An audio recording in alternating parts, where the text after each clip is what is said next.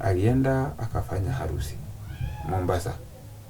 After harusi 4 days later akakuja tukaenda kwetu introduction. Sometimes akwambia wakati ana breastfeed ni kama anasikia mtoto ananyonya damu msaidia maziwa.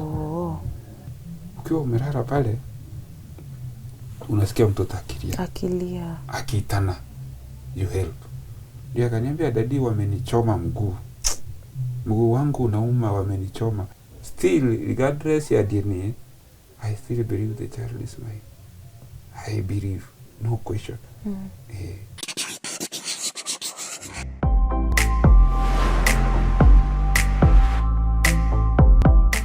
What's up everybody, my name is Lily Aisha and welcome to yet another episode of Tuko Talks. And you know, every time you see me here, it's another story, another lesson. And we're here not only to just share stories, but to be a lesson to so many other people and also to be of help to people. And that's why we call ourselves the Tuko family. So today I'm here with one Samson who has a very emotional story to share with us, a story that he's gone through and he's willing to share it and open up about it. As you know, sitting here with someone can also be a form of therapy. For me, nitasema, let me head over to Samson who will introduce himself and then he'll tell us your story. So Samson, camera ndio ile unaweza to introduce, tuambie what's your name, what you do, what you enjoy doing. So, my name is Moruli Samson Ofongo. Professionally I'm a teacher, a P1.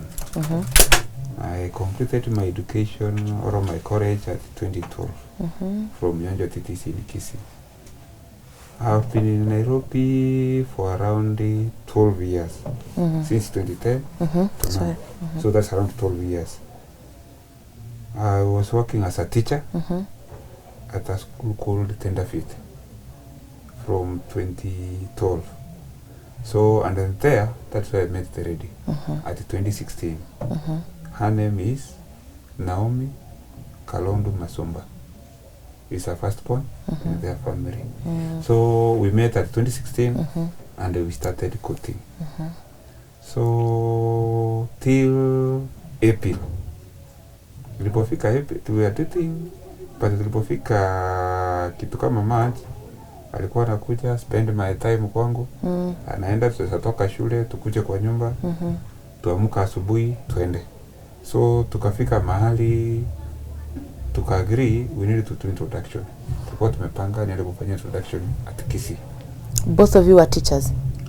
Okay. Both we are P1 teacher. She completed a college from St. Mary's. In Taita Taveta. Okay. It's a Catholic on 2015. So we met at 2016. Tukaanza kufanya courtship at January at Tenderfeet Kabiria. So I was staying at Kabiria before I moved to Kiserian. So we made all the arrangements to go and feast Kiserian. I do introduction. So we closed the schools on April. But unfortunately, he decided kuacha kazi. Why? He was complaining about mistreatment. The school, the proprietor was not that friendly. Okay. Yule mtu ataweza kupeleka mbio hata mbele ya watoto. So anakuipisha hata mbele ya watoto sometimes. Kama una ile roho ya kuvumilia, utaona tu uende. So yeye alidecide kuacha. After being embarrassed on the last day. Yeye akadecide akafanya nini? Ataacha. So alipotoka akaenda na akarudi, which is around the 10th of April. Akakuja tukakaa for 1 week. Then sasa akaniambia since yeye kazi imeisha anataka kwenda nyumbani. So amkwenda Kisii? Anataka kwanza kwenda nyumbani ndio arudi. Okay, ndio muende Kisii. Okay. Kusi tulikuwa tumepanga twende towards the end of April. Okay. So akasema aende nyumbani afanye 1-2 ndio harudi tufanye nini? Twende Kisii. Akaenda, mimi nikabaki Nairobi. Ilipofika I think it was 20th. We were supposed to go to Kisii on 20th April. Nikajaribu kumcall, anakwambia is kind of busy. Lakini atakuja. So mimi nikafika mahali nikaona ni kama hayuko serious. So I had to travel on 21st. Nikaenda nyumbani.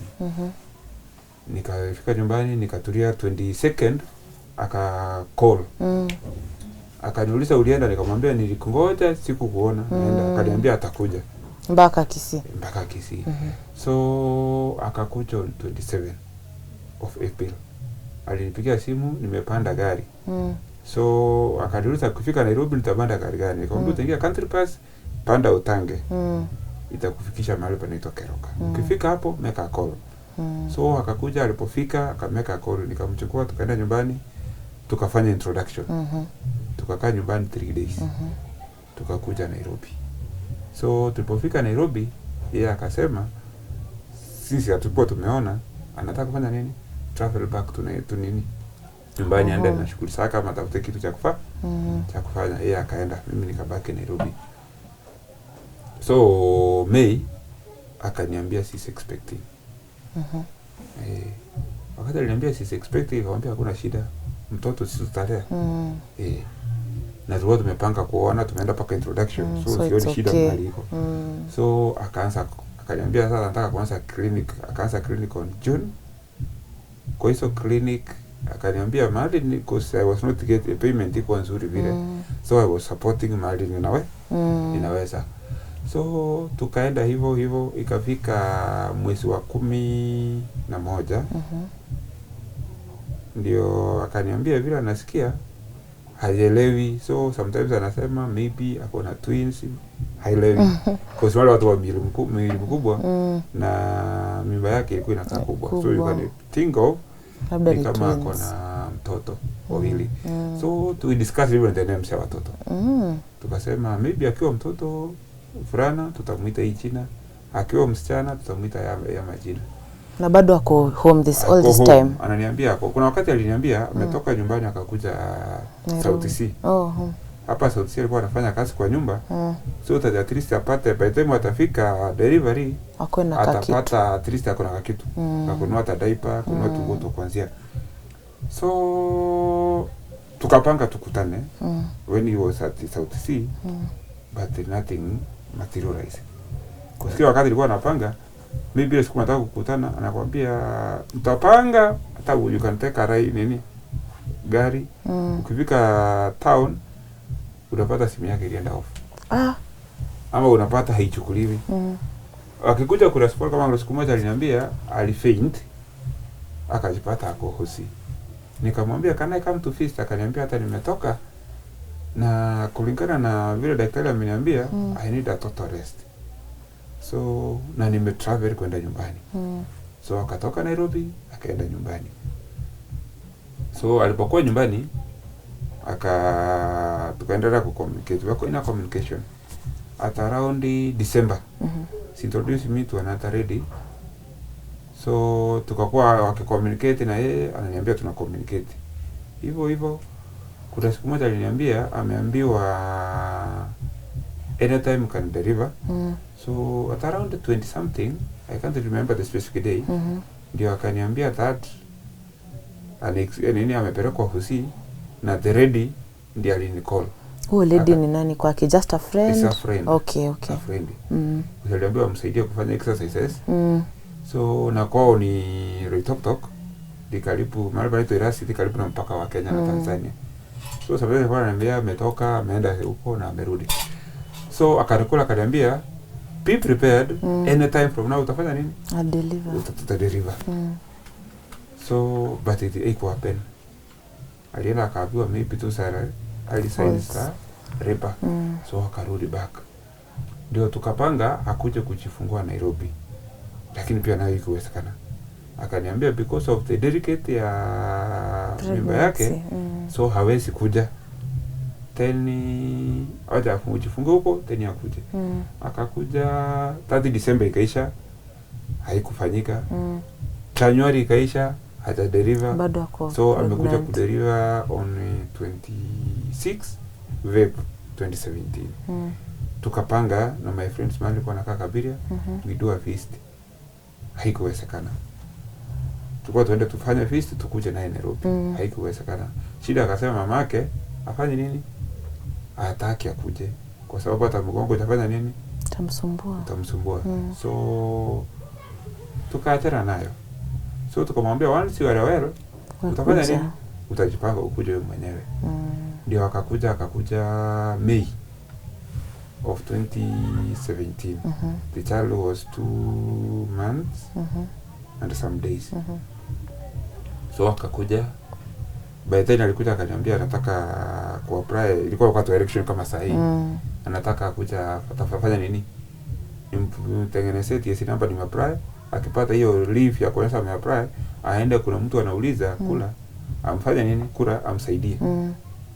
So apate kazi, but title suit note, akienda ndiye arudi. Akaenda after 1 month akarudi. Akakuja mwezi wa 7 till her death. Tulikuwa na yeye. So tukifika mwezi wa 8 ukienda kuisha assistant came. Mwenye alikuwa anasoma Kwea Catholic University. Iko hapa karibu Rongai. So akakuja tukakaa around 2 months later. Nikitoka kazini, by then nilikuwa nimeacha kwa shule. Nilikuwa sasa nafanya kwa mafuta. Kwa petrol station. Nilikuwa kwa petrol station, nilikuwa nafanya mbagati. Shell. Ndio amefanya nini? Deredi tuko na sister amekuja. Tumepeleka shule kwa sababu kutoka kwetu, mahali tuko nakaa Kabiria, to school. Ndio akafika mahali akaniambia, mimi vile nimekaa hivi nimechoka kukaa mfungwa na niko kwangu. Nimuulize ni nini na unamaanisha nini kuwa mfungwa? Ndio ananiambia there is something have been hiding for so long na ninataka ujue. Ndio akaanza kunaleta the story. Tato ni April of that year 2016, not April of 2017. Okay. Kuna wakati tuliachana before kuja kwetu introduction. Alienda akafanya harusi Mombasa. After harusi 4 days later akakuja tukaenda kwetu introduction. Haya, harusi ni ya church ama ile tu? Harusi ilikuwa ya Redeemed, ni church. Ni church, harusi ya church kabisa. Aliniambia ni harusi ya church. Okay. So ni kitu nilipaki nikimuuliza tu, so umefanya harusi. 1. Then instead ya kwenda honeymoon, hujaenda hiyo honeymoon. 4 days later you come to kiss introduction. Does this thing make sense? Akaniambia kuna sababu nilifanya nikuje nini? Introduction. Akaniambia after 2 days after wedding, I'll faint. The husband akampeleka hosi. After alipomfikisha hosi kufanywa, akapatikana kwa pregnancy 2 weeks. So hakutaka mtoto. Bwana. Kulingana na the lady aliniambia the husband alimwambia fanya abortion. And they are married. Hivyo ndiye aliniambia sasa mtoto si wake. Kulingana na hapo, so wafanya abortion. Na the lady akakataa. So na hiyo ndio ilimsukuma akafanya nini? Akakuja introduction. What was the next option? If it were not so, hakuja introduction. But sasa because kuna mtoto na bwana hataki, so akafanya nini? Option B. So nikamuuliza after introduction what happened? Yeye kulingana naye aliniambia hakurudi kwao. Yaani hakurudi kwa bwana. Alirudi kwao. Wow. Ndio alilelea mimba yake hadi akafanya nini? Akagibwa. Akajifungua. So kutoka hapo that when nilikuja kudiscover yes, kuna vitu asiendi, kuna vitu kama mtu mtakaa naye, you are dating a person. Umeenda na introduction to find yourself a shock that the lady ameolewa 4 days, amekuacha Nairobi in less than 2 weeks, ameenda ameolewa na is pregnant. Hapo pregnant. Okay. Pregnancy inakuja mwezi wa 5. Okay. Hapo ndio amenieleza story ya pregnancy mpaka vile amejifungua. So hapo I was been participating. Na mtoto akakuja, tumekaa na mtoto na mama hadi mama akakufa. So na if it were not the lady, the sister who came, kuna possibility singefanya nini? Singejua tungeendelea kukaa hiyo maisha ya hujui ni nini inaendelea. She was married, yeah. So akakuja tukakaa na yeye. Mimi all through cause sasa wakati nitaka kumwambia question, how about the kid? Cause sasa historia yako I make any sense. Kuna mali vitu hazipatani. Na haulienda almost more than a year ndio kumerudi. Kuliendaje? So kitu alimaliza kuniambia if you have all the doubts ya mtoto, I'm 100% mimi ndio mama yake, mtoto ni wako. And if you have doubt mtoto ndio huyu. Wewe mpeleke mahali popote, fanya DNA kuhakikisha you confirm that the kid is yours. Nikaona sasa paka hapo na amekuja, haina need. I love the lady. Tumekaa na yeye. Na yeye mwenyewe, si mimi nimemuuliza, yeye mwenyewe ndio amefanya nini? Amejitolea kukwambia. Amejitolea akanipea ukweli. So siku doubt the kid. Kwa sababu ukijaribu kuangalia the kid, aliponitumia picha ya kwanza, I tried to share it with my friend, mtoto akiwa 3 days. So my neighbor told me hata mtoto ukimwangalia kucha nini, ni baba, mikono yote ni yako. So it happened after alipokuja, nimempeleka kwa my sisters, kwa my brother. So wananiambia still there is that connection, anafanana fulani kwa familia yetu, mara anafanana nani. So tukakuja tukampeleka nyumbani Kisii. Kwa sababu mtoto nimekaa naye around mwezi wa 9. Nikampeleka kanisani akafanywa dedication. Uko hapa Nairobi? Ni Nairobi Kabiria. Hata hiyo kadi niko nayo. Tukafanywa dedication. Tukarudi nikampeleka after nimemtobishi kwa my family, my siblings wote wako Nairobi. So wote wana acknowledge, wanasema mtoto mtoto ni wewe, ni wetu. Anafanana mara atakwambia mara anafanana shosho. Mara anafanana wa cousin. So kuna tati linkage kwa family. So tulipofika mwezi wa kakifika miezi 9, kameanza nini, anasimama, anashikilia vitu, anajaribu kutembea, but the kid had a problem. Hizi joints zake za mguu they are weak. Na mguu wake ulikuwa flat, then tunitaje hii ni huko nyuma ilikuwa imetoka kisigino. Ilikuwa ni kama imetoka. Sasa ni kama alikuwa na akikanyaga ni kama mguu unatoka. So hiyo joint iko strong. Then akaniambia before that akaniambia anatafutwa nyumbani. Nikimuuliza nini unatafutwa nyumbani? Ex wake, the ex husband, anafanya nini? Anamtafuta nyumbani kwao. Hajui yako wapi. So akaenda, nikamwambia you go, jua ni nini, but I want all the feedback of whatever mnaongea. So he was updating me when akiwa nyumbani, alikuwa kanifanya nini, akini update. So kulikuwa na kikao kwa nyumbani. Na hiyo nilikuja kuconfirm after amekufa. I wanted to know whatever alikuwa ameniambia, is it really true ama ni uongo. So kulikuwa na kikao kwa nyumbani. Na hiki kikao kinahusu nani? Huyu mtoto. Yeye anasema mtoto si wake. Na vile amejaribu kuangalia huyu mtoto, havanani mtu yoyote kwao. Nobody analisembo kwao. So yeye mtoto si wake na hana shughuli na huyo mtoto. Na akaenda mtu Nixon kumuita, vile ndio alikuwa ananiambia, amesema ni kama kuna uchawi wa Kisii. So nikamuuliza kwa nini kaenda paka hapo? Mpaka kwa uchawi. Hivyo ndio alisema. So mimi sijui kama ni ukweli, sijui kama ni uongo, but that was exactly the words the lady told me. So alienda 2 days, ya 3 akarudi back. After walijaribu kusolve, ikashindikana. So akarudi, yeye already alikuwa amedecide to move on. Umepata mimba, amekataa. Mtoto amesaliwa, hamtaki. So yeye akaamua kufanya nini? Kuja na kuendelea maisha yake. So according to her, ataleta mtoto kwa baba yake. So akiwa kule nyumbani, akaniambia mtoto amempeleka hosi, akaona hiyo miguu yake nataka kufanywa nini? Kuwekwa bandage. Nikamwambia before ufanya hiyo, mimi I cannot shoulder money ukiwa kule nyumbani. Panda gari na mtoto kuja. Tutafanya process hapa. Ukifika Nairobi, Bethany ilikuwa kazini na ni next to Mbagati. Alipofika nikamwambia come direct to the hospital. Tukampeleka Mbagati, akaangaliwa, then tukaanza therapy. Tukafanya therapy for 1 month. Then tukatoka tukalifiwa nini KMTC. Kwa orthopedics. Ndio alienda akatengenezewa viatu.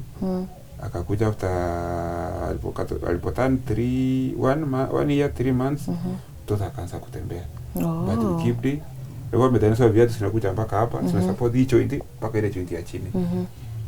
Tukakuja after alianza kutembea, akabidi ateremeshwe saa chini. So hivyo mtoto amegrow tukiwa na yeye. tukiishi kama what I call a family full of nuclear love. family. So vitu zote tukifanya hapa we assist one another. But then most of the time kama mtoto alikuwa nyumbani till tukapaka sasa sisi mimi nimpeleka kwa kwetu nyumbani, nimejulikana kwetu nyumbani, but mimi on the other side sijulikani. The only person who knows me is the sister who came in. So I don't know the sister. Nikijaribu kumuuliza story ya the mom, ananiambia hapana, you cannot talk to the mom. Ni vizuri muonane face to face, mukijuana 10-30 seconds we can do what? Start communicating. So tukakuja, ilipofika at the end of the year, sister yake alirudi. Aliporudi back to school, akaenda akatafuta nyumba na shule akakaa. So tukabaki tukikaa sisi na mtoto. Tukapanga twende new introduction kwa 2019. Unfortunately kazi yangu ikakatika. Tena nikakaa nje for around 6 months. Kazi ilikatika kwa mafuta. Conditions, yani ni ile kitu hata ukijaribu kufuatilia na ukijaribu kuelezea mdosi, wewe ndio mwenyewe kumepatikana kosa, umeelezea mdosi, lakini mdosi anakuambia unajua sasa because of social media, what if this person puts it in social media, just take a break. Na nikatoka hivyo, nikakuja nikakaa, nikakuja nikapata shule. That is the mwezi wa 6 katikati 2019 Adventist school waitaka. So nikaenda, nilipoenda shule na mtoto already was over 2.5, nikasema wacha niende huyu mtoto shule, ikifika January asoa finalize na shule, ikifika January aende shule. Still tunaendelea kumtibu ile miguu yake. So mtoto akaanza shule, tukasema sasa tutaenda 2020. Unfortunately 2020 kwa na corona, hatukwenda, kazi kaisha, whatever we had we spent.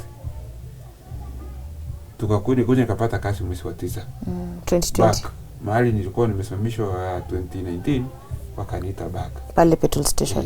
Nikarudi. So nikaanza tena kazi huko. All through tumeishi maisha mazuri. Akakuja naye akaenda shule. Mtoto anaenda shule, mtoto mweka shule. Mama pia naye akarudi shule au kufunza. Wiki yako kaa pia sana because she was expecting also. 3 tulipofika March January tuliagiri tuende kwao January. Hiyo December alienda kwao ya 2020. Kwa mama, ndio mama ajipanga tupokee wageni. So tukajipanga January 2023. Yaani January 23 2021 ndio tulienda huko. Tukapokelewa. Tukajuana. So after kujuana wakasema we can now tufanye nini? Tuende at least tutembee tujue hiyo ya kwao. Lakini the lady akaniambia wewe uendi. That is the time sasa you can talk to mom na umpe kale kitu kadogo utasampa, ambao nikapasha kwao. Nasema you cannot go introduction bila kabasha. So ndio utapeana takaka nini kapasha. So wale wengine they left, nikabaki nayo. Na sababu ya kubaki na mama ni tuchone na mama na tuongee ili jambo ambalo msichana alikuwa anafanya nini, ameolewa. So kutoka hapo tukajuana, akaniuliza do you know that the lady was married? Nikamwambia that one I know.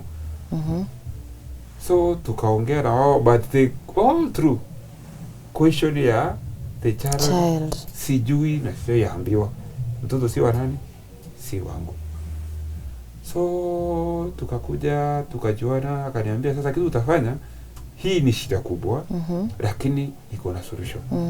Kuna vile wanifanya culture ya kamba. So nitafute whatever the man paid. Nifanya nini? Ulipe. Nilipe. We can't talk more details.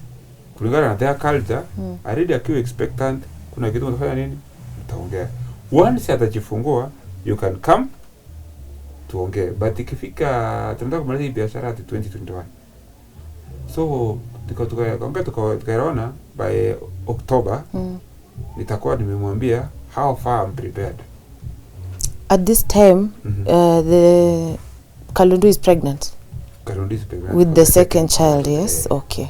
So akakuja akajifungua the second child May 14 2021 at KNH.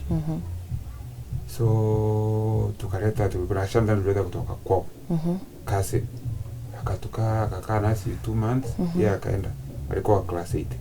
So tukabaki naye mimi na mtoto. Sasa tukabaki tu familia. Mtoto mdogo anaenda, yani sasa huyu msichana kaka alichukuliwa anaitwa Faith Kerubo.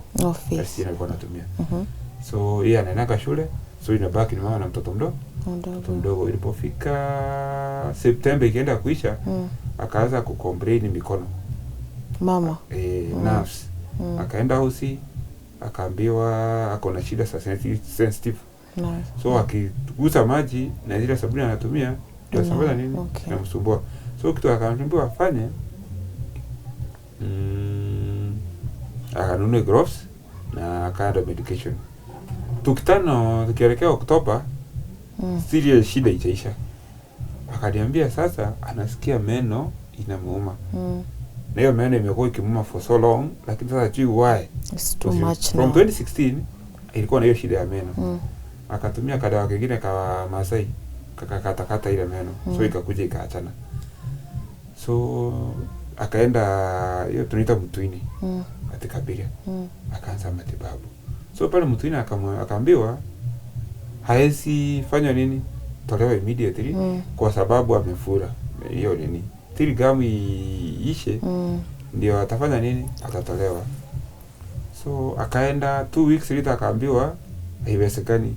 Lakini sasa anasema the pain is so strong. Akaniambia kuna mahali uende ukatolewa meno, nipeleke huko nitolewe. So nikampeleka hapo nini katika Kifuri Center tukapili. Kakuja akatolewa meno. Akaadvisiwa afanye nini? Aende yoshwe. Tedi waone shida iko wapi. Akaenda akaoshwa. After kuoshwa akaambiwa sasa hapa chini mahali ile meno ilitolewa, isi meno sa huko mwisho. There is a gap. Na enamel ama gum imefanya nini? Imelalia hiyo nini. So ile gap hata akikula naende inafanya nini? Chakula inajikaa hapo. So utakuwa na issue. So was advised afanywe kama ina surgery. Akaenda akafanyiwa. After kufanyiwa tukaanza sasa kutibu.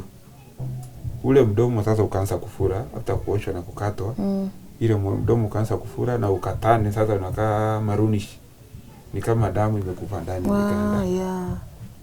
And the pain was so strong. Alikuwa anatumia certain Mr. Suru. That's the pain alikuwa anatumia, very strong one. But akikunywa kama leo saa 6, akifika kesho ile pain ile nguvu imeisha, pain imefanya nini? Imerudi. So tukakuwa referred. Sasa anataka nafanya nini? Atafute specialist wa gum. Tukakuwa referred tukuje nini kwa daktari mwingine, I think an Indian, Adams. Tukaenda 1 week hakuna change. Kutoka hapa akatuambia tu another doctor ati Yaya. Tulipoenda Yaya, hapo ndio akiwa pale waiting room akasikia daktari wakiongea. Wakisema ule mama kusalia akiwa na mtoto asipopata urgent treatment sioni akimake it. Hivyo ndio alimwambia. Alisikia na nini? Ulikuwa na yeye hapo? Sikuwa. Ulikuwa kazi, okay. Alitoka akaenda mahali alikuwa hapa Adams, Adams ndiye alimpeleka. So mimi nimekuja kwenda huko the second time. Aliambiwa kunywa madawa arudi. Na anatakikana kufanya x-rays 3. So tukasukuka tukafanya x-ray. By the time hata kutembea kwake ameanza kuwa weak. Sasa ugonjwa alikuwa anakohoa kikohozi, kiko na traces za damu. Na atatembea kidogo akomplain amechoka akae. Sometimes akikwambia wakati ana breastfeed ni kama anasikia mtoto ananyonya damu instead ya maziwa. So tukafanya x-ray tukarudisha. Tulipofanya x-ray akaniambia ameongea na Teango. Na Teango amemwadvise whatever is going is not true. So aenda aombewe. After maombi ndio akuja afanya nini? Aendelee na matibabu. So ikakuwa pia ni kisungumkuti. We had to look for a person mwenye atakuja kae na watoto. So yeye afanye nini? Aende. So alikuwa aende kuombewa kwa Pastor Ezekiel Mombasa. The sister came, tumeenda kwa daktari on Tuesday kwa daktari. Tumrudishia x-ray. Akatuambia yeye ameangalia x-ray haoni shida. So kwa mdomo hakuna shida yote. Basi why is it like the that? problem kwa hiyo mdomo ni kidonda. but yeye ana complain ni kama anasikia hata sometimes ni kisu kinamkata ile pain. So ndio before hii ilikuwa around kama tarehe 7 tarehe 8 but there was a message aliniandikia ni 5th akiniambia yeye amechoka kuishi. Oh no. The pain is so strong. It's too much. Yeye haoni akimake through. So akani advise what I'm supposed to do. Na yeye akiondoka and what I'm supposed to do till watoto waende kwao wakae huko, but I support the kids fully. Ni take around 5 years ndio nikuje kuoa. So hata alikupea permission. By then ndio utapata the young one amefika 5 na mkubwa itakuwa around 10 11 so that hata whoever nikileta akitaka kumistreat them utapata the girl is already mkubwa can handle the brother. So tukatoka Thursday and Tuesday tukaambiwa tupeleka afanyiwe blood test, turudishe majibu on Friday, yani on Thursday. And this Thursday ndio tulikuwa tumepanga after tumemaliza hivi vipimo turudisha kwa daktari, hata travel aenda fanya maombi ndio arudi akuja tuendelee na matibabu kwa Ezekiel. So Rania akakuja, the sister ule nikwambia ule tu wakwea sio ile ameleta shule.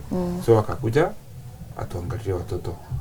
Akakuja Tuesday, Wednesday akatoka akaenda kufanya vipimo Kawangware vya damu. Mimi nikatoka nikaenda wapi? Kazini. At around 4, at around 10 nikapata simu. Who is calling? Ni the sister. Matibabu ni very dangerous. Natakana kupelekwa hosi immediately. Nikamwambia nitumie kwanza hizo result. I share with the doctor. I share with my uncle mwenye ni daktari Kisii level 5. Tukashare my uncle akaniambia nimrudishe kwa dental clinic. But yule daktari akasema hapana. Hii mpeleke tu normal hospital, mpeleke Mbagati. Nikamwita akakuja kumpeleka Mbagati. Kule Mbagati na wao wakasema waamini vile vipimo wafanye vyao. So alipokuja Mbagati hata mimi mwenyewe nilishtuka. Kwa sababu mmoja akiwa na nywele amechinyoa, kuna mashini ilinunua amenyoa Jordan.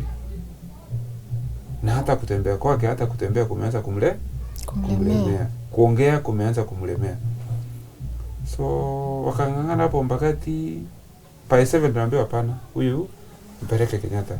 Tunaambiwa simtupe hata referral, wakasema hapana. Chukua hizo vipimo wende nazo Kenyatta. Huko Kenyatta. Sasa hapa the lady cannot even walk. Oh no. So amelemewa. Akikuja alikuwa anatembea. Lakini sasa amelemewa. Kabidi nichukue cab Kenyatta. Kuwapea Kenyatta wakaangalia na kwa resa ile stories tunajua ni mambo na meno. But wakatuambia tukiangalia hapa white blood cells is abnormal mingi sana. Around the red blood cells na platelets zinaenda sikisha kwa mwili. Wakatuambia sasa daktari wa meno hayuko. So you can go mkuje kesho. But ile sasa huyo kumpepa tuende hawezi, hata miguu sasa anafuta. Ya wakatuambia hapana.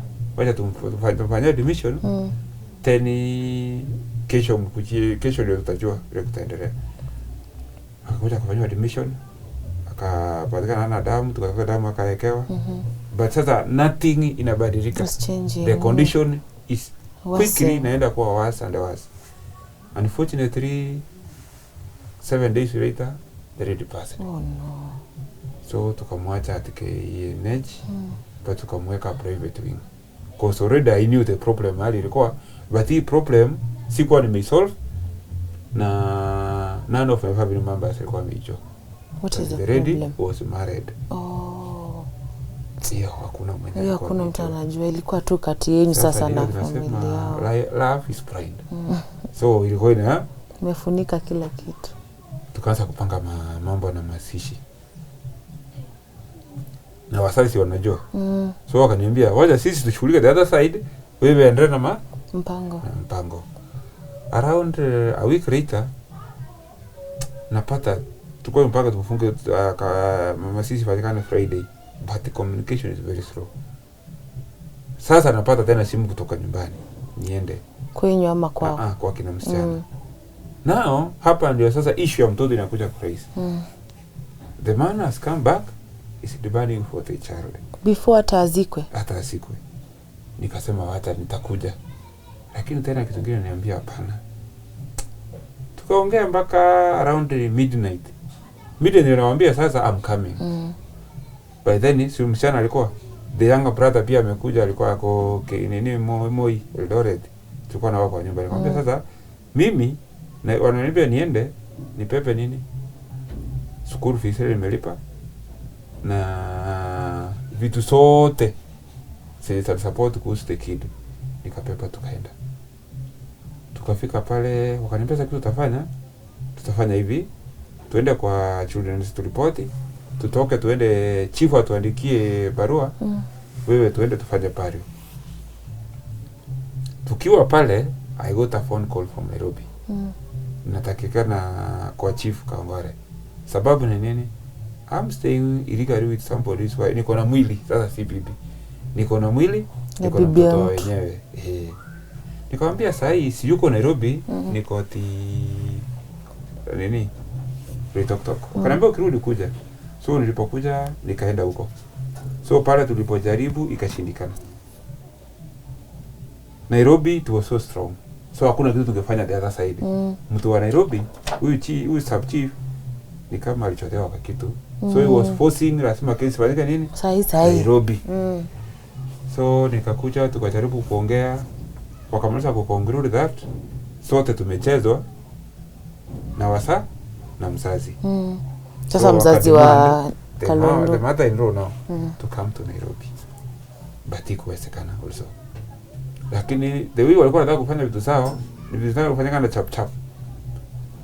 So tukajaribu kwa wanataka tufanye hata vikao Saturday, of which chief afanye hiyo vikao vya Saturday na Sunday. So the younger brother alikuwa amerudi shule after hii kesi ilianza, akarudi back to Nairobi. The uncle to the ready akakuja. So tukasema hatuendi kwa chief. Kwa sababu chief ya kwanza aliniambia hata alikuwa tumepanga kufanya nini? Tukakamata tukuweke ndani. So kesi sasa kutoka ndani. But now after tumesikia story, wacha wale wakuje.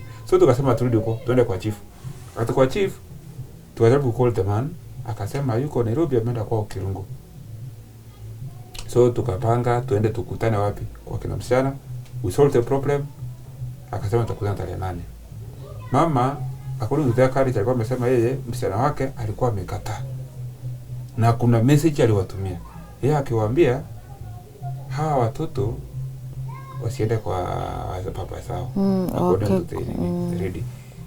Na akasema even that demon should not see who? Faith. So he's referring the man as the demon. Asione mtoto. So tulipokuja akasema ataendelea mbele na masishi. Si amefanya kila kitu according to their culture. Msichana ni wake amerudisha mbuzi nini. Tukakuja tuende, akataka sasa tukasema mimi ikifika hapo sijalipia msichana wenu, sijafanya chochote. I cannot take her to pario. Na baadaye kuja kufanya nini? Kufukuliwa. Wakasema hapana. To agree tutapeleka wapi? Langata. Tukienda kuchukua mili, after tumelipa bill, tunapata injection. So it dragged for 44 days. Wow. Mimi nikakuja nikachitoa kila kitu. So the man after kupata 20 kotini aka withdraw the case. Wakaenda kufanya vikao kwao kama wako elewana. So wakamwachia afanye nini? Afanye pario. Tukafanya pario. So mtoto Kalundu alizikwa wapi? Langata. Under the instructions that mama ndio sasa anafanya the pario. Si ule mzee na si wewe. Si mimi. Mama ndiye anafanya the pario. Na ule mzee alirudisha mahari. Atachukua chochote. So walishindwa kuelewana. Wao wakaenda. Wakasema wataki laana. So wao wakaenda. So masishi kafanyika Langata. Kwa sababu ndio wasaidia to process wapate order ya kutoa mwili. So wapata 29 order. 30 tukafanya mambo na kulipa field na kushughulika kutoka mpaka mahali dereva ataenda pale ataenda kufanya. So tukamzika on 31st.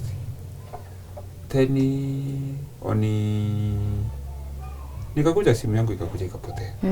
Na nikaona there's no need ya kureplace hiyo line. Hada another line. Nilitaka I keep off the limelight. At least niende mahali nicheze chini. At least ni hero. Nikaama kutoka pale nikakuja huku. So later to come to discover kwa wakati nilitoka hawa sisi niko na watoto wao. Sitalipa chochote. So I gave them tena. Nikakuja nikawapea namba. Atapata nawapea namba. Kasi imekatika. Sina cha kufanya, niko tu kwa nyumba. Nikaona hata niwapea na namba. Nimeleta mtoto nimempeleka shule. Syrian Adventist. Around 100 meters kutoka mahali ninakaa. So kucall niwapee the number mpya. Ndio naambiwa kuna makubwa kuliko hayo sasa. The man ameenda kotini. Ninatafutwa. Umetafuta kutoka your friend hupatikani. So tulimalizana na wale, nikamwambia nitumie nini? Nikamwambia sawa. Nikatumia nilikuwa na namba ya my friend, nilikuwa nakaa naye set right. Nikamcall. Akaniambia hapa mambo ni magumu. Hata unatafuta na nini? Na tunaita DCI. Nimeenda hapo tunatafuta na DCI. Umechivicha na mtoto wenyewe. Ndo simu upatikani. Simu sipatikani. Ile simu nilisema. So nika-organize, nikaenda nikatafuta lawyer. Ndio alienda kusend kotini. Kwa sasa according to the matter nilikuwa imetolewa order. Nikipatikana nikamatwa, niwekwe ndani, mtoto afanye nini? Achukuliwe. So singe suppress kotini. Nikatafuta lawyer akaenda kotini. Tumekuja case all through. Mpaka leo? Case ilisha 28 last month. Okay. Ndio determination ilifanyika. So nilipoenda kotini ilikuwa nikaambiwa sasa lawyer alienda kotini. Hiyo mwezi wa pili ukienda kuisha. I was instructed a week later, 2 weeks later. Nipeleka mtoto huko. Mmoja tu. The man is complaining, huyu mtoto amekuja mikononi mwangu after the mama amefanya nini? Amekufa. So yeye amejaribu kutoka kwa watoto ni kama niligino na nikasema simu. Ndio sababu akaamua aenda kotini. So mama ndiye alinipa mtoto. Niko na mtoto iligari. Hata ajui afya yake ni lini. And all through mtoto nimekaa naye kutoka miezi ngapi? Miezi 2. Na alikuwa amekataa mtoto. Na alikuwa amemkataa. Akasema si wake. Si wake. So nikapeleka mtoto kotini. Mtoto akaonekana. Kwa sababu first thing alitaka kuona mtoto vile kama ako sawa. Akapata mtoto health wise kako very sawa. So tukaagizwa tufanye DNA. So to determine the paternity was an issue. But yeye alikuwa amedecide wapi? Ni handset. Mimi nikamwambia through my lawyer, handset is very expensive. Pesa zangu zote nimetumia, sina kazi, sina chochote. I cannot manage. Yeye akasema amechangiwa. Mimi nikamwambia sina. So tukajaribu tutumia hata alternative nini itakuwa cheap. Kwa sababu tulikuwa tumeongea na hata interview tulikuwa tumefanya na afisa watoto. Tukasema tufanye government chemistry which is cheap around 6k. Itakuwa very expensive. But the man akainua mkono kotini akasema hapana.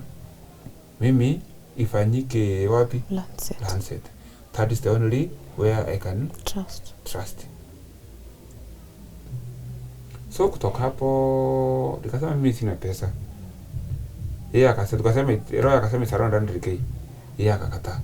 Akasema ni 60 nimefanya utafiti nimejua kila kitu is around 60 30. Tukaanza tufanye hivyo. Nikamwambia wanipe time. Akatuambia akatupa 2 months. So after 2 months turudishe matokeo. Yeye amechagua, so sisi hatuna ile tutafanya. So we want to follow whatever the man decided. Tukaenda tukafanya matokeo which was 20. Tukafanya test on 29 April. Tukaambia 29 of May tutakuwa tunarudia matokeo. But tutapiga simu. Ulitoa wapi 30k? 30k. My brother alinisaidia. Yeah. Douglas. Yeye anafanya kazi. Alinisaidia all through niende msaidia hata kufanya hiyo kesi. Mimi sina kazi ilishanga. Whatever I had ilisha. Nilitumia kufanyia masishi. Hata kumtoa hospitali. Ya pipi. Na tebario. Na sikia nilikuwa nimebaki nazo. I was paying the school fee. Because at the time I'm paying around 20k per month. Msichana alikuwa anakaa kwa sister yangu. Miga Road. Kama 2 kilometers kutoka hapa. So tukafanya after sasa 27 nikata travel kwenda nyumbani Kisii. katoto kadogo nikagonjwa. Niende nikashughulikie, nione vile anaendelea, nirudi. Singara na mkubwa. Kwa sababu tu nimekuwa travel na mkubwa, lakini sasa hii time sikuenda kwa shule. Yeye nikamwacha shule. Nikiwa Kisii on 27 nikapigiwa simu kutoka Ranset. Matokeo yako ready, lakini ambapo sipewa matokeo. Why? Mnataka muongeze 10k. Ya nini tena? 10k each. That's around 20k. Ni ya nini? We said tukakaa karibu siku mzima, tukaongea kila kitu, tukaelewana. Why mchange saa hii? Mimi nikamwambia hata koti ilipea miezi ngapi? 2. Now you are telling me less than a month nitafuta 10k. Mimi siwezani. Na nilikuwa hapo, we spent all the days. The whole day. Why didn't you tell me? Mbona mkutuambia? Na mlituambia samples each ni 20k. Tulitaka kutumia different parts certificate ya mtoto, mkakataa. Tuka-agree, tukatumia moja. I tried to complain with the whoever alikuwa German or Arab. Alikata. So I tried to engage the lawyer and the children nini. Na wao wakasema the same thing will happen. So mimi nikangojea tuone vile kutaenda wa engage na lawyer.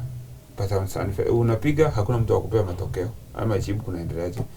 So nikakuja nikaanza kujifunza vitu vingine. Then unfortunately around 3 weeks ndio tunaitwa tuende matokeo. So unapata call, but nilipata missed call. Masaa ya jioni. Siku around na simu ilikuwa imeisha kwa kisha ninapata missed call. Nikicall nikachoja kwa si true call niambia ni Ranset. Wacha ni call nisikie nini ama tumefikia wapi. Nikaambia lawyer nimekoliwa na ni kama ni matokeo kutoka Ranset. So nika call wakaniambia person in charge yuko. So call the following day. So nika assume maybe walikuwa wananiambia chambo watani call. Saa 9 ndio the following day. No call. Amekupigia. Wacha ni call.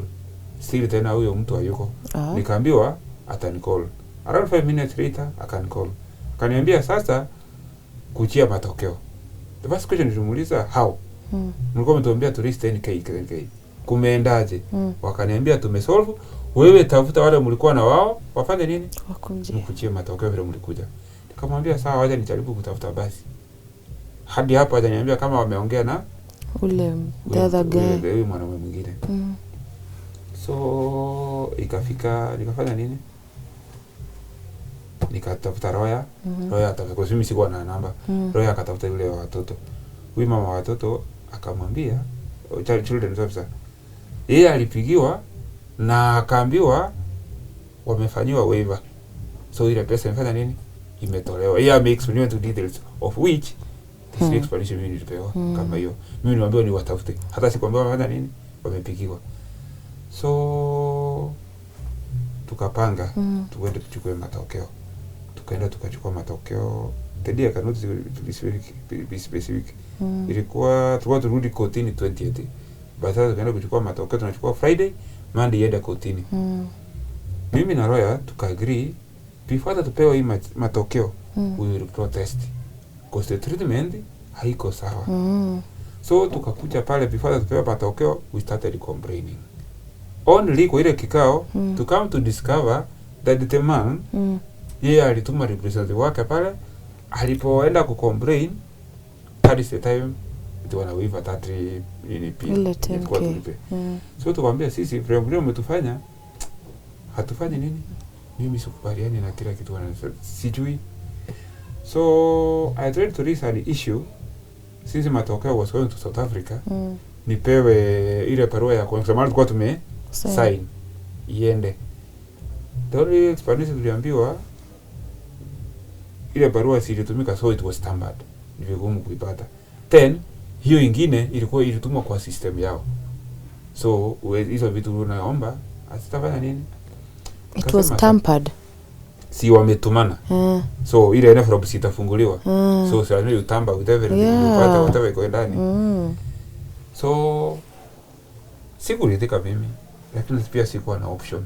Kwa sababu I started to raise question, inasemekana it's like I'm thinking.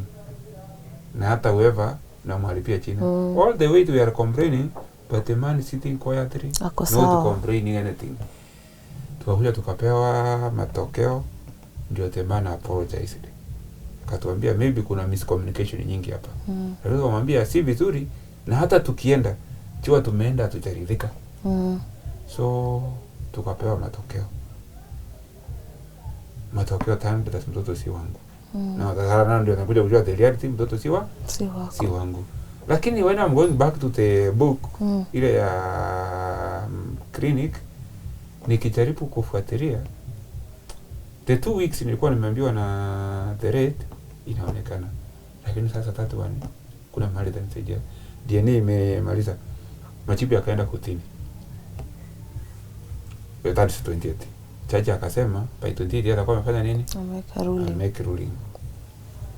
So tulikuwa tuende, lakini kapatikana chachi hayuko, so mimi sikuenda, roho ndio alienda.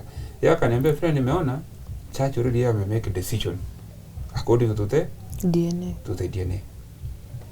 So akaomba tufanye submission, tukafanya submission, tukaenda 28.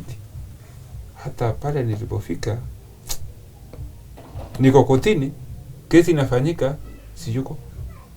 Ilifanyika kwa chamber only to come to discover hata ruling imefanywa na sikuwa, but I within the court premises. Na lawyer wako hakuwa pia? Lawyer by then aliniambia kuna kesi ingine na present, so hangeenda, make in person, na hii kesi yake ilikuwa nataka afanye nini, apeane witness, manage. Hii yetu sisi ilikuwa ni ruling, haifuate through online. So yeye akaniambia judge amesoma zile line za mwisho na akameka, kalipojaribu kumeka nini apewe time, tupewe 30 days so tufanye appeal, nani akakataa, ule mtu mwingine mwanaume. Na alipokataa na hiyo kesi kaisha hivyo, because whatever vile mimi nilijaribu kuangalia all through, whatever the man laces it's inaskiki ni hivyo. There is nothing you can object. Hiyo imefika mwisho, na hivyo ndio ilifika mwisho. Tukapewa sikuwa 28 2 days only we presented the minor to court. So hapa it was totally painful. Ni mtoto nimekaa naye all through. Kwa hii kesi sikupewa muda wa kujieleza, so only the submission, and my submissions whatever to represent haku consider, but sasa the DNA ndio mwisho. So nikajaribu kutafuta kama nitapata room ya kufanya nini, ya kuappeal, but sikupata. Because nilipoja mtoto, yes, whatever nilikuwa nafikiri is part of the child interest, nikaambiwa it's not part of the child interest. Those are consideration for ruling. So tukapeleka mtoto kotini. Lakini mtu sasa nikapanga kupeleka kotini, nimejaribu kucontact the relative, mama akasema hawezi make to court. Mama ya marehemu Miss mother-in-law. Kwa sababu it is too painful, ako na pressure na hataki kwenda kukufia kotini. I tried to contact because wengine wako kazi nini. Ndio brother yake mmoja ako shule, mwingine ako Mombasa, na mwingine msichana ako shule alikuwa na final exam KMTC. So the naye akasema hawezi. So kila mtu akata. Sasa nimebaki ni mimi. Na mimi najaribu kupika how nitapeleka mtoto kotini. Ikanishinda. I had to contact a teacher, former teacher wa msichana at Kabiria. Tukaenda wako na kanisa. Akamuongelesha at least akarika foundation. Tukafanya, tukaomba, tukarudi. Ukamwambia ndio the following day tukafanya nini? Kaenda kotini. Tukapanga tuende kotini. So tukapresent hata yani unapeleka mtoto lakini roho still inakukwaza. How mtoto huyu all these years umekuwa na yeye, hata church yako kufanya that consideration, but yeye whatever alitumia was I think article 53 chapter 4 yenye inasema the child and the biological parent ndio tu ako na responsibility ya kufanya nini, ya raise the child. Yes, regardless ni biological, lakini sasa is a total stranger. Itakuwaje huyu mtoto hamjui? Tumekuja naye mara mbili, tulipopresent kotini, tulipompeleka DNA, ile connection hakuna. So nikadecide wacha sasa sina nimejaribu Hauna kutafuta uwezo. room ya kuappeal There's hakuna. no. Kwa sasa jaji alisema yeye kulingana naye haoni haja ya kupeana ina hata order. Even the younger siblings to Faith was not even considered. So the grandmother was overruled. Kwa sababu yeye all through inasemekana alikuwa aware Of all this. tulificha the husband. So ikaisha. Mtoto akapelekwa. Nikampeleka tukapeleka court session. Ikasemekana what I can do ni ku participate for peaceful transition. Mtoto nisiwe kikwazo kwa mtoto kwenda kwa baba yake. So tukaambiwa tuende kwa afisa watoto tupange. We hand over the child to the children's home. Tukapeleka mtoto to the children's home. Tukamwacha huko. But wakati tunatoka tukikuja the girl was Crying, of course. Sasa sina kitu nitafanya. Hauna uwezo, Sina hauna ule nguvu. So ikabidi tena niingie kwa mfuko nijaribu kuconvince whoever kwa hata imesemekana mimi nikimfikisha kwa home biashara yangu inaishia hapo. Imeisha hapo. So sina nitoke papa msasi ansi hapo to take that responsibility. So normally mtoto upelekwa children's home alafu le baba atamchukua from there. Ilikuwa hivyo kwa sababu now according to them ama according to wote Kenya tunajua huyu mtoto ni stranger au huyu ni ma strangers. Yeah. Hujui mtoto hakujui. So lazima iende mahali ndio then you have that connection. So mkiwa na hiyo connection after 1 month maybe wao wamepatana ndio mtoto atoke hapo children's home aende. So nikipeleka mtoto nimempeleka tu na nguo tu samili. Everything nilibaki nacho. Mpaka sasa. Siko there at my sister's place where I was residing. So sikuambiwa nipeleke nguo. Na sasa ningeweza aje? Na baba yuko hapa anasema yeye ako capable, anataka mtoto wake afanye nini? Raise the child. How are you feeling emotionally about losing a child? Huo ni mtoto wewe unajua ni wako. Huyu ni mtoto nimelea. Tuseme from zero. Na hizo complications zote. Somebody denied the child. Kwa sababu the ready passed, I tried to nijue kama ni ukweli. Nikaambiwa ni ukweli. Kulikuwa na kikao cha kumkataa. Amemkataa, but then back amekuja amefanya nini? Amemchukua. So nitafanya nini? There's nothing I can do. Yeah. Ikafika hapo mwisho. But ni ngumu. I'm trying to come to terms, but ni ngumu. Hata sometimes hata ukiwa mahali umekaa ni yeye tu. Akili ni sake tu. So hata nashindwa what to do kutoka hapa. Sina mtoto ameenda. Mama bibi aliaga. So once upon nitasema I had a full family to for a happy family. Like hata ile hata ukikuja you can admire to be part of the family. But now mama akaenda. Mama alipoenda kila kitu nikamwambia kutoka the moment the lady passed on 17 it was at 10:24 mwezi wa 11. Hapo ndio maisha yangu ilifanya hadi wale hii niko hapo. Na is there a point unaona unaweza ongelesha ule mzee mwingine mseme okay sawa mtoto umemchukua but is there a point unaweza kuwa ukimuona hata when I was handing over the child si sasa mimi niliwaambia not consider me maybe sawa mimi I can maybe all through this process umepita kutakuwa na enmity in between lakini now don't consider my feelings, consider mtoto brother yake kosi anamwita mtoto anaitwa Nathaniel Mukaka na the sister alikuwa anaitwa Faith but had another name from the man side leo kampani anaitwa Faith Mabano. So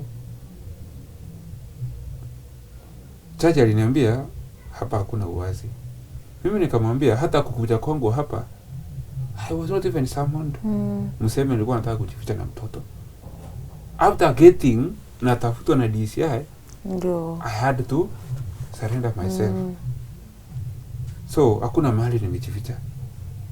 Mseme ndio watoto akasema wiki no dio visi yake. Kuna call alipomekiwa kutoka kwa my brother in law. Lakini sasa tu chini nani. So ikaisha hivyo. Mtoto akaenda. So mimi the only thing I can say sina ubaya naye. I tried my best. I tried to keep the child, but ikashindikana. So I had to accept and move on with life. After all, there is another one. So hata nikiendelea kusunika, nikiendelea kungangana na mambo yamenishinda, hata nikiappeal, unaambiwa chances of you winning as slim. Cause DNA, the problem now iko hapa ni DNA. Mtoto inaonesha si wako. So with the DNA you can't be 50-50. Now chances of winning ni slim. So nikaachana. I had to give out the child. Lakini kutoka hapo hata iko na watu you can call nightmares. Utaweza kuwa umelala usiku. Ukiwa umelala pale unasikia mtoto akilia. Akiitana you help. Sasa unajaribu how can I help? Imenishinda. Kwa kama usiku wa kuamkia leo karibu around 4 in the morning. Niliamka nikakaa tena kwa usingizi kakauja kanichukua. Kwa ile usingizi I had a dream. Mpaka saa hii sijui. Vile tunaongea saa hii sijui vile kunaendelea na huyo msichana mahali alienda. Ukipige sababu tulimpeleka tu na nguo, sijui kama alitafutiwa nguo zingine, sijui, na it's very cold pale. Kwa hiyo dream msichana ametokea na analia akiita daddy. Nikamuuliza ni nini? Analia na kitu tu ananionyesha ni mguu. Nikaamka kutoka mahali nilikuwa, nikaenda kuangalia ni nini kwa ule mguu. Ndio akaniambia daddy, wamenichoma mguu. Mguu wangu unauma, wamenichoma. Ukijaribu kuangalia mguu wa mtoto unaona yenyewe umechomeka. So katika ile harakati najaribu kuangalia what I'm doing ndio nimsaidie, na hiyo usingizi hiyo ndoto ikaisha. So kutoka hapo sijui. Sijui. Because last time I tried to make a call through officer watoto, yeye aliniambia ikifika tarehe ngapi? Tarehe 13 ndio tulikuwa tunafanya hearing. Yeye akipata wamepond atasema aende na mtoto. So sijui mimi kutoka kwenda hapa vile itakuwa. So you're just living in the hope the best, and she's okay. We said yote imeshirikana na mkono wa mwanadamu. Mungu achukue sasa. Only God will take control. Mom ameenda mysteriously.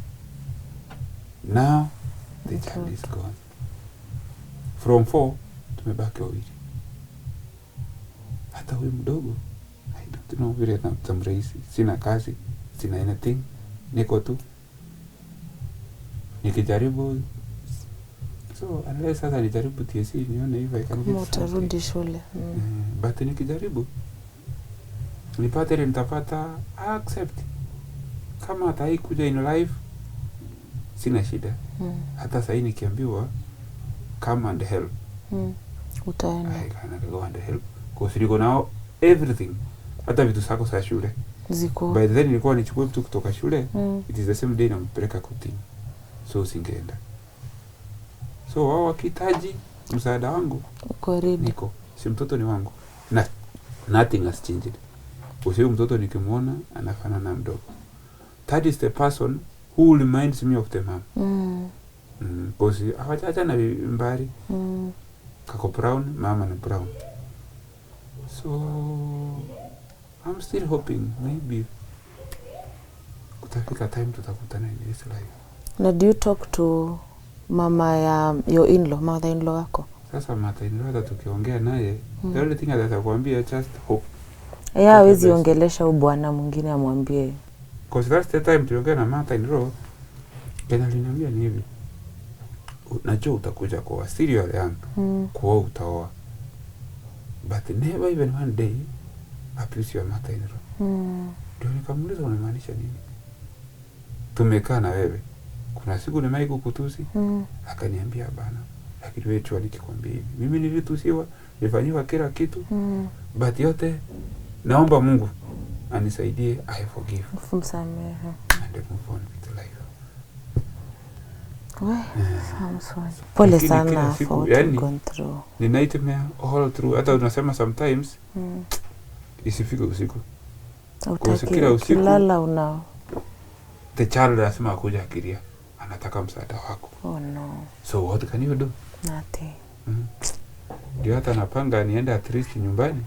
Utulie. Nijaribu kingojea nini interview ya TSC. Tena nikikaa na mtoto mwingine. So that's hiyo tu. Hoping maybe nitapata kazi kutoka hapo. Nipate resources ya kulaishi mwingine. Because whatever I had, I have spent to the last cent. I have nothing. Because hata shule, hata nashindwa niende kuchukua jima hivi nini. Exams haka na report book already ako niko na parents shule. Balance ya how much? Ilibaki 5k.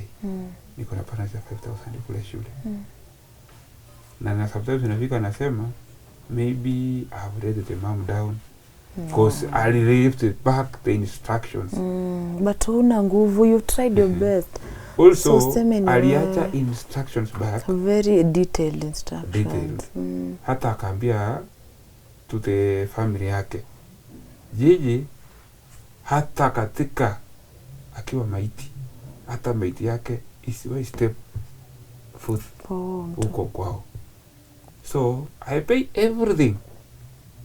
Niende ni pale hata my father's land in Kisiland. That is the message acha nyuma. Yangu, watoto wakae kwa mama yao. I raised them. Wakiwa kule. Till miaka 5. That is the time I married. Yeah. So by then, ule mkubwa can take care so, of this little ule mama hata nikileta wewe nitaleta, hata akijaribu kuwa mistreat, they can shoulder themselves. And even speak up. But now, everything kutoka masishi enda stress-free. Ya mtoto ndio hii wametenganishwa, of which iko watenganishwa. So sijui kama nitapata msaada wowote, but sasa I'm helpless. Court sikuridhika. Kusi hata at least hata ingefanyika you be given an access ya huyu mtoto. But hakuna hata ile kusema hata kule kwa ile ruling ya church aseme huyu brother hivi na hivi na hivi, but nothing. Ni kupeana mtoto na ni hivyo. The rest we leave to God. Wow. It's only God. That's only God. Who will be in control kutoka hapa kwenda mbele. Maisha yetu na yule mdogo taendelea na maisha ya huyo mwingine. Mungu tu ndio tumeachia. So everything is a mystery in between. That's the only thing I can conclude and say. I'm sorry for what you've gone through. Kile nitamaliza nikisema tutemani achukue yule mtoto na mlee vizuri. Mimi sina ubaya ya kumlea, but na ile destiny yake to be achieved. I can't question Diana uwezo. I know he's capable. He's capable. Na kama ako capable, achukue yule mtoto amlee in the right way. So mimi na yeye sina ubaya wowote. Ni mtoto tu unataka shughulikia. So ni kuchezwa tu nilichezwa. That's something I can come out to conclusion. Lakini still even to the ready, I can't. Sina ubaya na yeye. Na all through process ikiendelea, sina pain eti alinikosa ama alifanya nini. Yeye aliniambia ukweli. Na mimi since nilikuwa nimependa sana, nikaamua kukaa naye. Kuendelea na yeye. Hakuna mahali amenikosea. Till kufa kwake. Hakuna mahali amenikosea. I really miss her. That's the only thing I can say. Angekuwa kile kitu najua angekuwa leo hii hai. still the man angekuchia huyu mtoto. So gap ilipatikana, mama ameenda, so mwanya ndio ilipatikana hapo. So Samson, tasema tu first of all pole sana for what you've gone through. And I think the only thing for now we can live in hope that tomorrow will be better. To never know. Mtu anaweza pia amue aseme msikizani nyinyi wote mkwe tu, yani mtoto akue ako sawa. The only thing tunaomba is the best for the child. Do you feel like you'll need another lawyer who will help you? Ingewezekana, yes, but I'm penniless. So sijui, and I don't know more about the law. But whoever wale nilijaribu kucontact wadogo, walikuwa wananiambia kitu hapa kimekuumiza ni DNA. But narudi back to ile story ya DNA. Kuna mahali tuliambiwa hivi, because we were signing, so now you can't sign it blindly. Tuliambiwa kuna possibility mtoto atakuwa wako, but the moment atakuwa na 3/4 chini siwe sa mama, as the biological father, hata ukifanywa matching it can't work, still itatani kwa negative. So still regardless ya DNA, I still believe the child is mine. I believe, no question. Kosi nikimwangalia anafanana brother yake. Nikiwaangalia anafanana my cousin from my mother's side. So still I believe, how sad ilioje, mtoto si wako lakini kuna that resemblance ya watu wengine. Kosi nakumbuka wakati alikuwa shida ya miguu, mama aliniambia hiyo isikusumbue sana, hiyo shida iko kwetu. Even my mom, ambaye sasa ni grandmother, had the same problem. Hiyo shida anasema ni ya kwao. Okay. So hiyo ndio hope niko nayo mimi. Mahali aliko bora lewe vizuri, sina shida. So there have nothing I can do. I don't know which way to go. Ningekuwa na pesa, maybe I could go for appeal. Because tomorrow itakuwa ni leo ni, so leo ni siku 8 zimepita for appeal in for 3 days. So I think sina uwezo. That's what I can say. Ningekuwa na uwezo, try to push. Pole sana. I just hope everything will be okay for you. And I hope from our Tuko family out there, you've heard what he said. He will need, now he doesn't have a job, but we are hoping the interview will be well, na utapata kazi. At least we be able to take care of mtoto mdogo. And also, very mama akienda alimwacha akiwa na 6. Because mama 6 days. Pies 6 months. Mama passed on 17th of May, then 17th of November. The child had turned 6 3 days earlier. So by the time mama anaenda alikuwa 6 months 3 days. Na kulingana na mom, naye ni kama alikuwa ameona yeye, kulingana na the message, yeye ni kama alikuwa ameona hata kifo chake. Kwa hiyo hata huyu mtoto mwenyewe alimprepare. By the time anaenda mtoto was feeding. Okay. So hata ikuwa difficult to raise the child. Because already alikuwa feed. Na mtoto coped very fast. Sasa kutoka hapa na mbele ndio sijui. Because after the mom left, ule msichana ambao ni Faith knew tumebaki wangapi? 3. So akili yake ilitoka kwa mom. Kuna sasa akili ya mama iko. So all nini iko kwa brother yake. Kusikia wakati atakwambia, dad, kile nataka tuende kuona kabrathe. Na mimi si kabrathe. Lakini namwambia hapana, ngoja shule sifungwe. Ndio tuende. Fanya nini? Nikupeleka ukaone kabrathe. But that one also I failed her. You didn't fail. The day I failed her. That's what I can say. Ilikuwa nimpeleke. Ndio siku nataka nimpeleke kotini. So watayo ungefanya nini? So ameenda hata kutaka kuona brother yake nilishindikana. Time ya kumuona. Na sijui if they will ever meet. Thank you very much for being with us throughout the whole episode. And as you've heard, and I will appeal again to you, if you have any form of help for Samson, whether law, even financially, as you've heard right now, he has a child to take care of who's back home, but he does not have a job as we speak. But we are still living in the hope that tomorrow is going to be a better day for him, for the child, and even for the daughter that he's still yearning to be with. So if you can help Samson, kindly do reach out to him. And if you also want to reach out to us, we'll be able to reach out to him with whatever information you'll give us.